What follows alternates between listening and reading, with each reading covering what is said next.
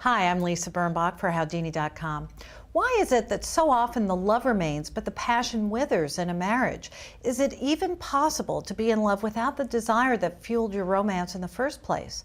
Marriage and family therapist Esther Perel has written a book on the subject called Mating in Captivity, Unlocking Erotic Intelligence. It's a great book. Esther, thank you for joining us. My pleasure. Esther, you talk about loving your mate versus wanting your mate. What is the actual difference there? I would say if love is about having, desire is about wanting. And those are two verbs that have a very different energy and a very different movement to them.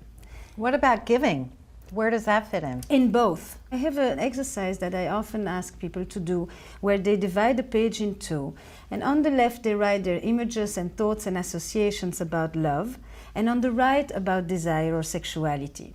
And there's certain words that often will appear in the category of love that have to do with protection, with acceptance, with reciprocity, with mutuality, with softness, with caring. Hunger, need, urgency, excitement, power. Those are words that appear on the other side. Is it marriage that cools off those spiky feelings? When you love and you cultivate that sense of closeness, sometimes you end up sapping the very erotic vitality that brought the relationship into being, because desire actually needs space to thrive. But what saps the desire is, for one, passivity. People become complacent, and they often tell their partner, you don't make me feel sexy, you don't make me feel desirable, when they could ask themselves, what is it that I am doing? What's my responsibility in generating a certain kind of excitement between the two of us? And I'm not talking about the excitement in bed, talking about the energy between two people that makes them interested in each other, erotically speaking. The other thing is that desire over the long term is much more relational. And so if the relationship isn't good, isn't interesting, isn't vibrant, isn't lively, isn't connected, isn't caring, then you will instantly experience it in the realm of desire. It's like sex is the projector under which you will see all what is troubling in the marriage. And at the same time, the opposite exists as well. And we used to think that if I don't desire anymore, then I don't love.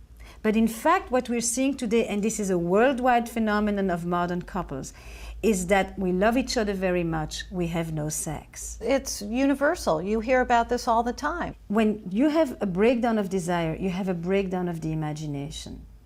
And you have people who no longer know how to stay erotically engaged. So it requires rethinking how does sexuality play itself out. Why is it that certain people create such overfamiliarity that they actually feel that they're living with their roommate or their brother or their sister? Yes. And familiarity of that nature will kill the sex. Relationships become de-eroticized, and people get so stuck in certain roles that they also start to desexualize each other. Those are actually the main elements that block desire more than time and stress and kids, because that answer is more true for young children and less so when children are older. Can marriages survive a desexualization?